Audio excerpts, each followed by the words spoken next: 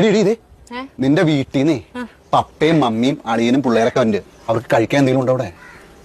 ചേട്ടായുടെ വീട്ടിൽ നിന്ന് ആരെങ്കിലും വന്നു കഴിഞ്ഞാൽ അത് ഉണ്ടാക്കുക ഇത് ഉണ്ടാക്കുന്ന പറഞ്ഞാൽ എനിക്ക് പണി തരും. ഇന്ന് ചേട്ടായിക്ക് നല്ലൊരു പണി കൊടുത്തിട്ട കാര്യമുള്ളൂ. അതെ, നമുക്ക് കുറച്ച് മട്ടൻ ബിരിയാണി മേടിച്ചാലോ? മട്ടൻ ബിരിയാണി മേടിച്ചാൽ കഷ്ണം കുറവായിരിക്കില്ലേ? അതിന്റെ കൂടെ വല്ല ചിക്കൻ 65 അതുപോലെ ബീഫോ അങ്ങനെ എന്തെങ്കിലും മേടിക്കണോ? ദൈവമേ, പണി ചോദിച്ചു മേടിക്കുകയാണല്ലോ. ചിക്കൻ 65 മേടിക്കാം, പിന്നെ കുറച്ച് ബീഫും മേടിക്കാം, പിന്നീടല്ലോ കുറച്ച് മീൻ പൊള്ളിച്ചതും മേടിച്ചാലോ? ഈ പിള്ളേര് ഇതൊക്കെ കഴിക്കൂടി? പിള്ളേര് ബിരിയാണി ഇതൊന്നും കഴിക്കില്ല. നമുക്ക് പിള്ളേർക്ക് ചിക്കൻ നൂഡിൽസ് മേടിക്കാം. ചിക്കൻ നൂഡിൽസ് മേടിക്കാം. പിന്നെ പിള്ളേർക്ക് ഐസ്ക്രീം ഭയങ്കര ഇഷ്ടമായിരിക്കില്ല, അത് മേടിക്കണ്ടേ?